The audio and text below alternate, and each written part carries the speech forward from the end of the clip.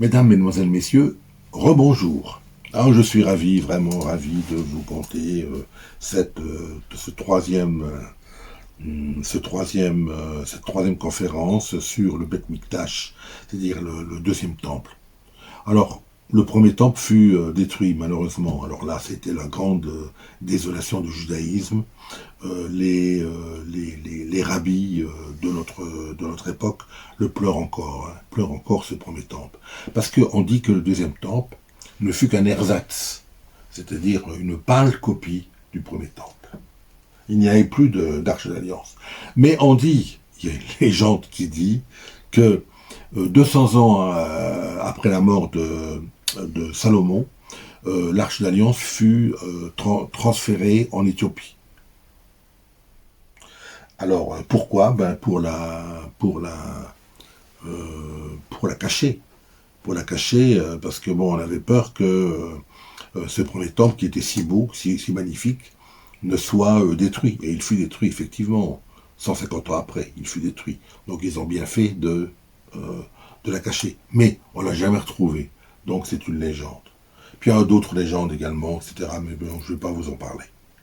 Alors, au temps de Salomon, Israël est unifié.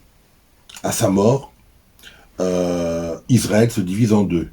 Il y a le nord qui devient le royaume d'Israël, le royaume des 10 tribus d'Israël, et le sud, le royaume de Juda et de Benjamin, des deux tribus, Juda et Benjamin, du sud, avec Jérusalem. Alors, le royaume du nord, le royaume d'Israël, sera conquis par les armées assyriennes de Salmanasar V, en 722 avant notre ère. Les Juifs seront déportés en Assyrie et ne reviendront jamais. Bon, ils resteront là-bas en tant que diaspora.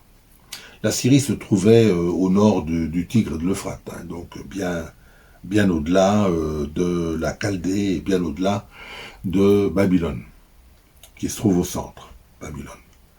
Alors, en 587, ce sont les armées de Nabuchodonosor II qui envahissent le sud, le royaume de Juda et Jérusalem, donc qui brûlent le premier temple de Jérusalem, et le temple de Salomon, ils le brûlent, et,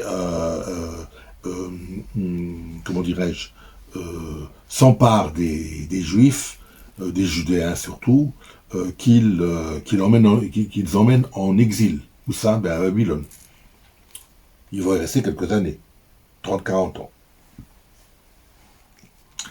Alors, en 540 à peu près avant notre ère, le fameux roi Achéménide, Cyrus II, dit Cyrus le Grand, conquiert la Babylonie du roi Nabonide, qui est un des successeurs de Nabuchodonosor II.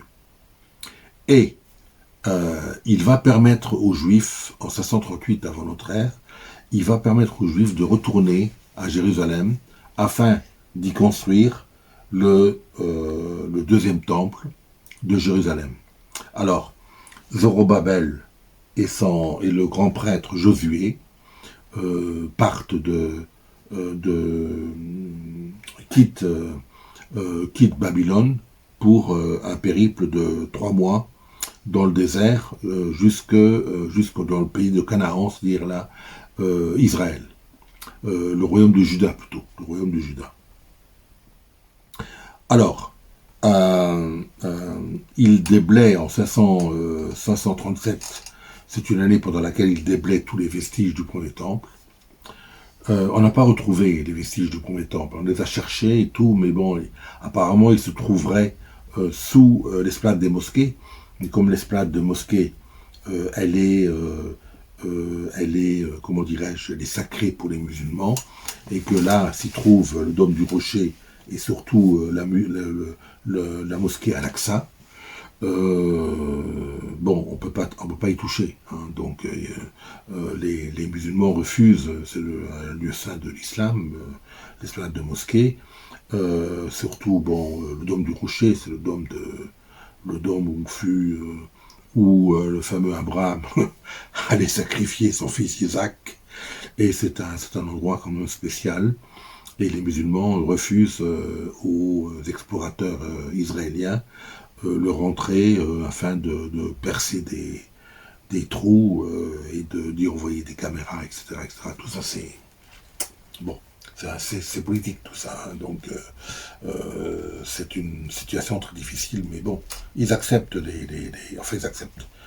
Ils font ce qu'ils peuvent. Hein, il faut qu'accepter. Donc, Cyrus II a régné l'Achéménide, a régné à Babylone de 559 à 530. Il est mort en 530 avant de ça. Bon. Alors, il y a son fils Cambyse II, puis après, il y a un usurpateur, mais bon, entre Cyrus II et Cambyse II, il y a un usurpateur, mais il y reste 2 ou 3 mois, et il est liquidé, il est remplacé par Cambyse II, qui est le fils de Cyrus II. Ensuite, il y a Darius Ier, Xerxès Ier, Artaxerxès Ier, et Darius II. Alors, quand a régné Darius II, de 424 à 404 avant notre ère. Alors, les travaux commencent en 536 avant notre ère. Les travaux de la construction du second temple commencent. Elles sont arrêtées sous Darius Ier. Pourquoi? Parce que les Samaritains, ceux du nord, ceux du royaume d'Israël du nord, ils veulent participer à la construction du second temple. Mais les Judéens disent non, nous n'avons pas besoin de vous. Nous allons construire nous-mêmes ce deuxième temple. Ce deuxième temple a besoin de mains judéennes et non de mains samaritaines. Et donc, les Samaritains écrivent une lettre, très longue lettre, à Darius Ier, qui se prend la tête et qui dit, bon ben, écoutez, je vais faire arrêter la construction du second temple. Donc la construction du second temple est arrêtée à la fin du règne de Darius Ier, durant les règnes de Xerxès Ier et d'Artaxerxès Ier, mais durant le règne de Darius II, 524, les travaux reprennent et sont terminés la septième année durant la 7e année du règne de Darius II, c'est-à-dire en 417. C'est-à-dire que le deuxième temple de Jérusalem a été construit en 119 ans, 120 ans, de 536 à 417. Ça fait à peu près 119 ans, hein, s'il me semble. Hein, voilà. Donc en 417 avant notre ère, Esdras est déjà rentré, bien sûr, également de Babylone avec 5000 juifs, bien après Zorobabel. Donc il mourra en 417, le fameux Esdras, le père non pas de la Kabbale, mais le père de la Torah, qui aurait écrit la Torah, hein, dans son ensemble. Donc voilà. Donc 417 avant notre ère, elle est terminée. Alors, cette seconde Beth Mikdash n'est qu'un Esdras et Erzatz, hein, c'est-à-dire une pâle copie du premier temple. En moins 19 avant notre ère, Hérode le Grand, Hérode Ier, qui a besoin de se faire pardonner aux yeux des Juifs, parce qu'il a fait quand même il leur a créé quand même pas mal de problèmes. Alors, en guise de se faire pardonner, il leur annonce qu'il va agrandir et embellir le second temple de Jérusalem. Donc, cet embellissement va commencer en mois 19 et finira à plus 63. Donc à peu près sur 80 ans, 90 ans. Hein. Mais bon, il mourra le fameux, en moins 4, mais les travaux continueront jusqu'en 63. Donc, ce fameux Beth Mikdash a les mêmes dimensions que le premier temple, 30 mètres 50 de long, 10 mètres 50 de large et 15 mètres 75 de haut. donc des Maccabées, de la révolte des Maccabées, deuxième siècle involontaire, jusqu'à Bar Kokhba en 135, deuxième siècle aussi, il y a eu des révoltes juives. Donc les fameux Romains, on aura le bol de ces révoltes juives.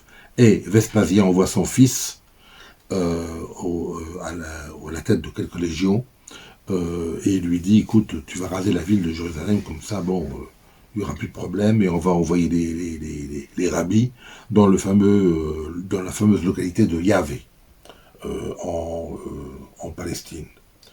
Donc, en 70 de notre ère,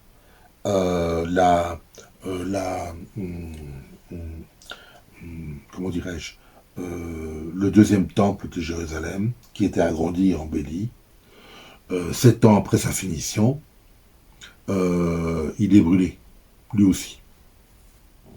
Alors, le Christ est mort déjà depuis 40 ans.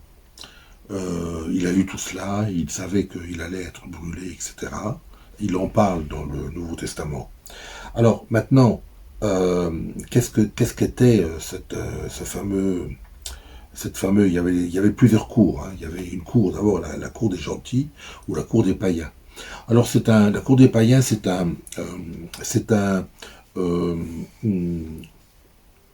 immense carré de 225 mètres de large, à l'est, à l'ouest, au nord et au sud. Alors, il y a plusieurs entrées, il y a 8 entrées là. Il y a une entrée qui se trouve à l'est, sur le portique de Salomon. C'est ce qu'on appelle le portique de Salomon. Et cette entrée s'appelle la porte de Suse.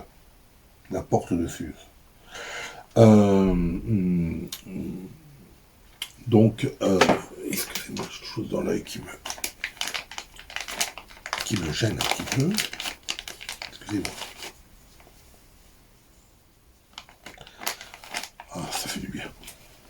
La porte de Suse. Alors, sur la gauche de la porte de Sud se trouve la muraille royale. Il y a 2 entrées là, 2 entrées.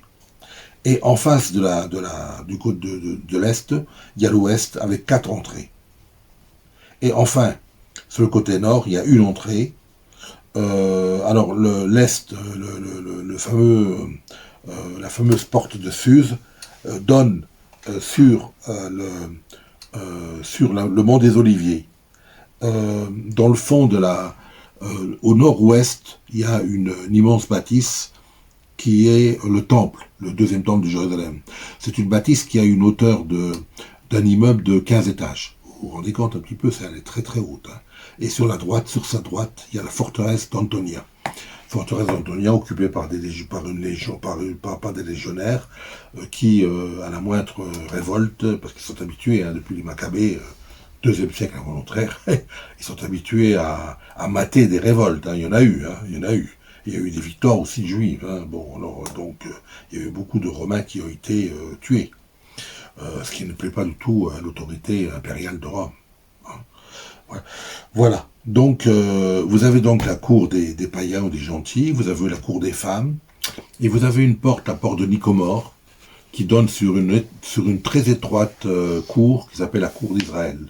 Et vous avez enfin la troisième cour importante, la cour des prêtres. C'est importante quand même, hein, la cour des prêtres. Donc, maintenant, je vais vous parler un petit peu de la famille Garmou, parce que je vous en ai parlé tout à l'heure, de la fameuse famille Garmou. C'est une famille qui a été spécialisée dans la cuisson des pains de proposition. Ah oui, elle était spécialisée véritablement, et elle avait une recette, mais une recette secrète, qu'il ne communiquait pas aux autres.